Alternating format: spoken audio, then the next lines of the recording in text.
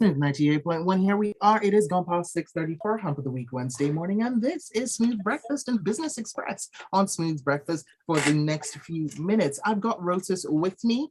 Good morning, Rotus. How you doing? Fine, thank you. Good morning, Sope. Good morning to all our listeners and viewers. And what's the hump of the week, Abby? Yes, it is. It is. We can now start to see the weekend from here. Thursday and Friday, and then we're done. We're done. And so we start again. No, don't think about the rat race, but don't think about the circular. Oh no, I'm in this now. It's a circle, Rotus.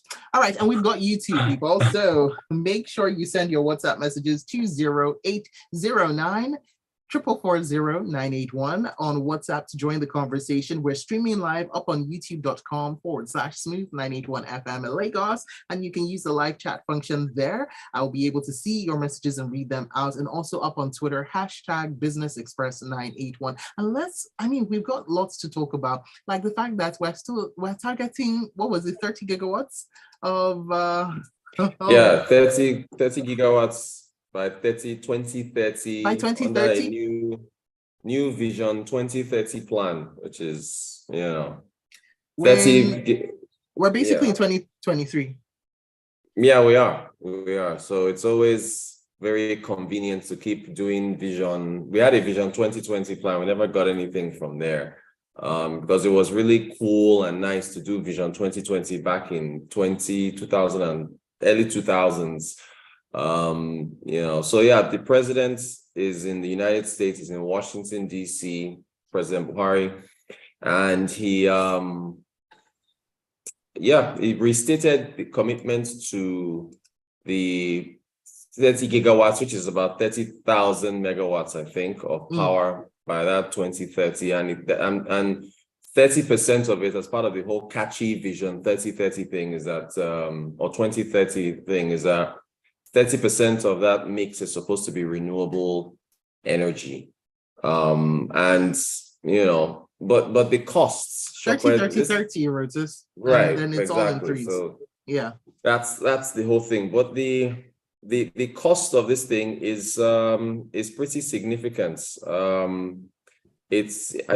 believe President Buhari said it was going to cost about 1.9, almost $2 trillion by 2060 or so. 1.9 trillion of spending up to 2060, including I think Osibanjo mentioned this a while back when he was talking about our net zero plans. Yeah, I remember he did. Right. So $410 billion above business as usual. So he now says the additional financing requirements translates to $10 billion investment needed per annum between 2000 and 2020. Just $3 billion per year was invested in renewable energy in the whole of Africa. So where we plan to get the money, he called on the US and other nations to provide some support, his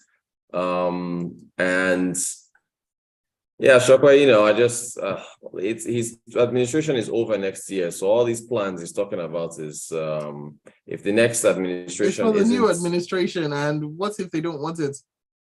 We haven't even completed the Siemens deal. That one was supposed to be just how many thousand? Was it 13,000 megawatts or so? This year we haven't even gotten that. Here's my question or issue, and I would love to get your take on it, right? And that is, I feel like, okay, so we haven't gotten our electricity generation and transmission up to where we need it to be. We don't have that. Even our distribution sometimes falls down while it's working for unknown reasons. But, and here's the but, if we don't have it, the world is trying to focus on renewable energy, alternative energy sources. Doesn't that mean that we're perfectly poised even, to be able to take advantage of that renewable energy, of the move to renewable energy, especially here for energy generation in Nigeria, where, we get sun and a lot of it. Shouldn't we be looking a lot at solar as opposed to perhaps even 30% more than that? What about wind farms? What are these things that we should be looking at if we're looking at a transition to renewable energy sources for energy generation?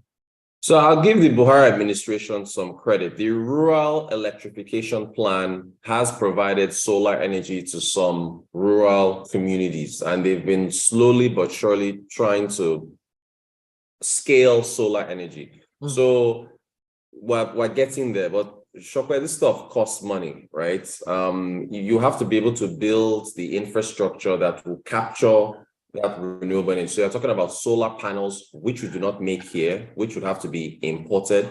You're talking about wind turbines, which we do not make here, which will have to be imported. You know, all these things that capture, these new renewable energy sources have to be built. And that's why the spending is so much.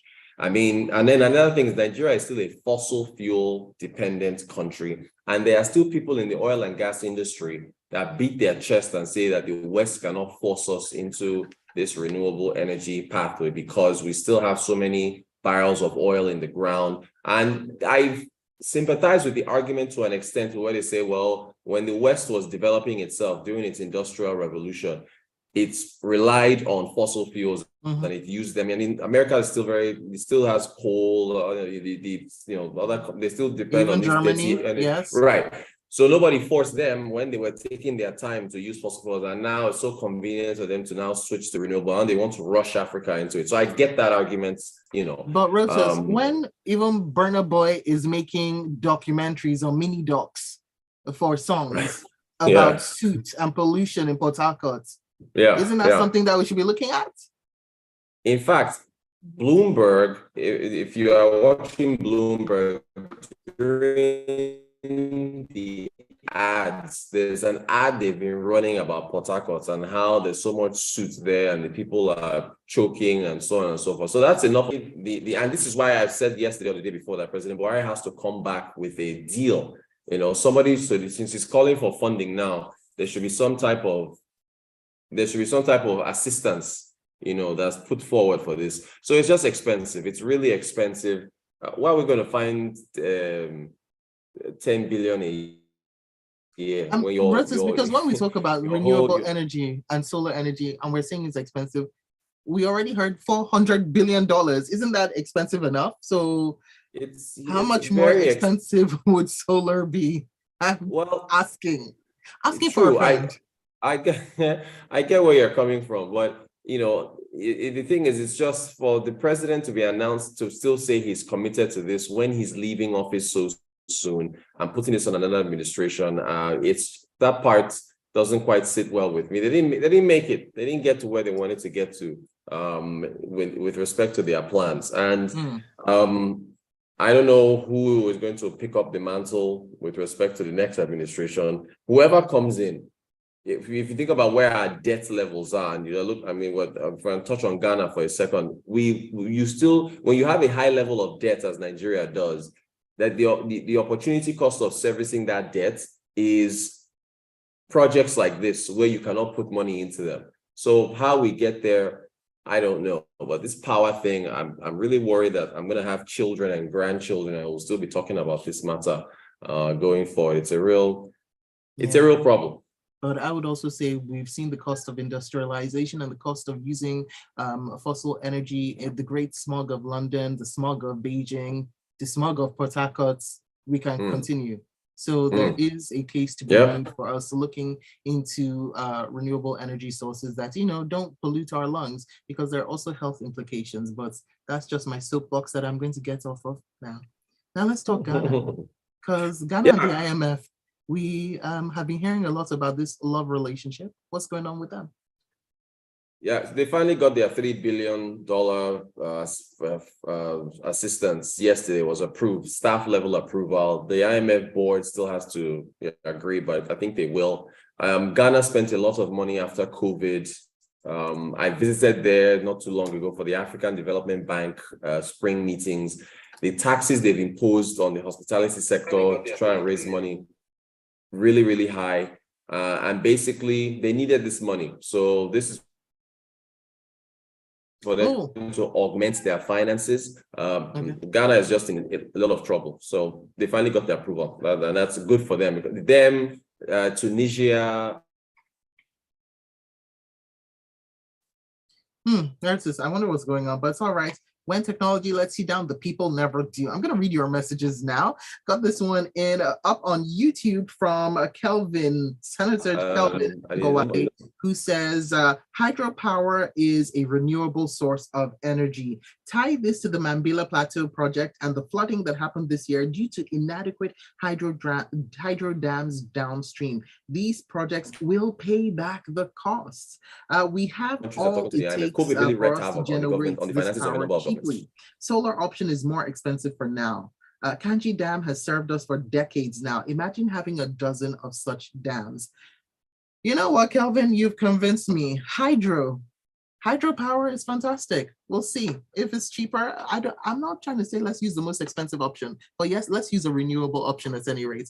Okay, Rotus, let me read some more messages. This one up on WhatsApp. Benga Kamu says, where will all these visionaries be by the set day? They'll be out of government, and the plans they're making, however it is, 30-30-30, may go with them. As for renewable energy, what are we doing on that table? We should dig up our coal resources for power production. For debts, I heard that we will use over 100% of revenue to service debts next year. Is that true or realistic? Benga asks, Rotus. Okay. I see the Rotus is frozen. It's all right, we'll move on. Gilbert Musa from Festac says, on Vision 2030, let us ask ourselves what happened to Vision 2010, which was conceived in 1996, and Vision 2020 conceived in 2000. It's true. Very true. 2020 had a plan to generate 60,000 megawatts of electricity. Why did we not achieve that first? And engineer Oris says, Africa should be allowed to charter its own path when it comes to sustainable energy sources. We have a lot of gas reserves. We should be allowed to transit from diesel fuel to gas, which is cleaner. Fantastic. We are still a developing continent, and we shouldn't let countries that contribute over 50% to the greenhouse gases dictate to a country that contributes just 2%. See, here's the thing, Engineer Oris, I'm with you on this. I don't believe in dictation. However, I do believe in reading the temperature and reading the room. And right now, it's the earth that is dictating to us, and ice is melting. Ice that is not supposed to melt is melting, and with it comes a lot of certain and inevitable health issues. This one in from Tokwe from Lagos says, Port Harcourt's soot problem is directly linked to illegal refineries and has little to do with energy production. Let's not tie them together. Oh, really? Sorry. Yeah, it has to do with illegal refineries. Illegal refineries that produce what? That powers what? Come on. And Peter from Festac says, this administration is setting up the next administration. And our current president is making a commitment on behalf of the next administration. It's all failures, says Peter from Festac.